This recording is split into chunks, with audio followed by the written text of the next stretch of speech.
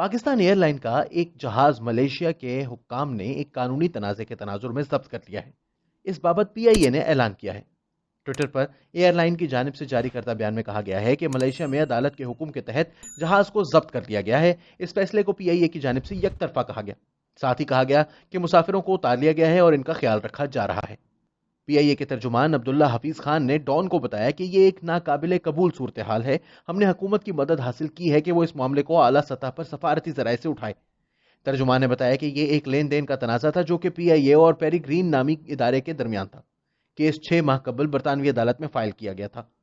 ترجمان نے اسے یک طرفہ فیصلہ قرار دیتے ہوئے اس پر مزید تفصیلات دینے سے انکار کر دیا۔ کوالالمپور ہائی کورٹ کی جانب سے جاری کردہ فیصلے کے مطابق کیس کی مدعی پیری گرین ایوی ایشن کمپنی ہے اور یہ معاملہ جو طیاروں کا ہے جسے پی آئی اے کو ڈبلن کی ایئر کیپ نامی دنیا کی سب سے بڑے لیزنگ ادارے نے لیز پر دیا تھا۔ یہ ڈیل اس کاروباری ونگ کا حصہ تھی جسے 2018 کے ایک معاہدے کے تحت پیری گرین ایوی ایشن کو لمیٹڈ چلاتی ہے۔ فیصلے کے تحت عبوری طور پر پی آئی اے اب ان دو طیاروں کو اپنے فلیٹ میں شامل نہیں کر سکتی۔ بوئنگ 777-200ER اور بوئنگ 777-200ER سیریل نمبر 32717 وہ طیارے ہیں جو اب اگلی سماعت تک کوالالمپور ایئرپورٹ سے اڑان نہیں بھر سکتے۔ ٹریکنگ ڈیٹا کے مطابق ان میں سے صرف ایک طیارہ ہی کوالالمپور ایئرپورٹ پر موجود ہے، دوسرا آخری ماہ کراچی ایئرپورٹ پر دیکھا گیا تھا۔ ایئر کیپ کمپنی نے اس حوالے سے کوئی بھی موقف دینے سے انکار کیا ہے۔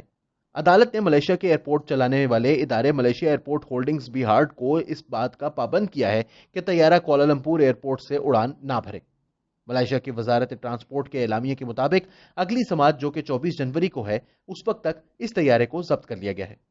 پاکستان کے دفتر خارجہ کے ترجمان نے سوال کے جواب میں کہا کہ پاکستان کا ملیشیا میں موجود ہائی کمیشن متعلقہ حکام اور پی آئی اے کے ساتھ مسلسل رابطے میں ہے تاکہ اس مسئلے کو جلد از جلد سلجھا لیا جائے، جبکہ مسافروں کی بخوبی دیکھ بھال کی جا رہی ہے۔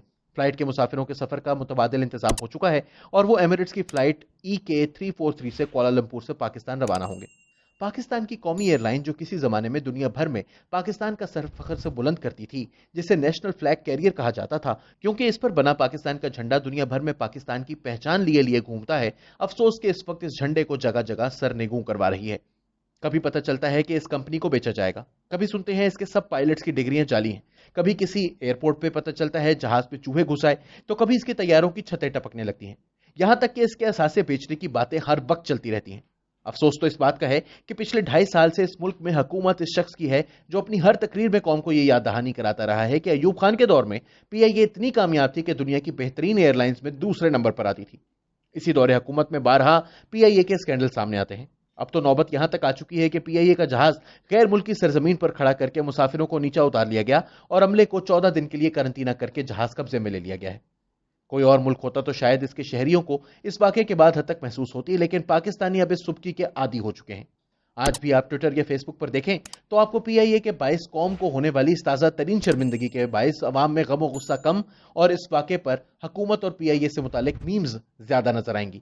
یہی ہماری قوم کا سب سے بڑا المیہ ہے۔